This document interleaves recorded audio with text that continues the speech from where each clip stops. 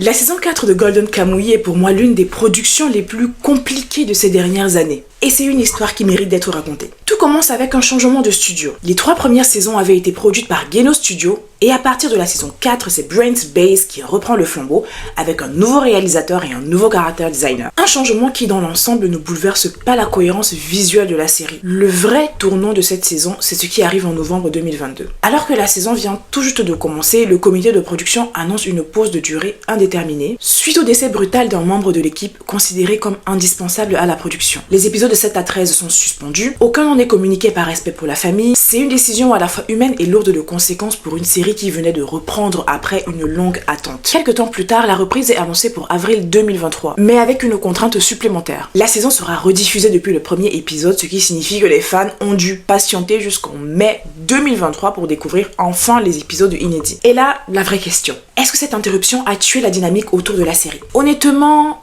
en partie. La pause de plusieurs mois dans un contexte désormais extrêmement concurrentiel a bien évidemment dilué l'attention du public. Certains avaient décroché, d'autres avaient simplement oublié où ils en étaient. Et même si les fans de la première heure étaient bien là à la reprise, soulagés, contents de retrouver Sugimoto et Ashirpa, et globalement satisfaits que la série ait tenu ses promesses narratives malgré tout ce que la production avait traversé. Ne nous mentons pas, cette pause a grandement impacté l'engouement envers cet animé, ce que je trouve vraiment dommage. Ce que cette histoire illustre, c'est quelque chose qu'on oublie trop souvent. Derrière chaque animé, il y a des équipes humaines, et quand l'un de ces piliers s'effondre, c'est toute une production qui vacille. Une 5e et dernière saison a commencé récemment, et on espère que cette fois, les conditions de production seront plus clémentes et le public plus réceptif.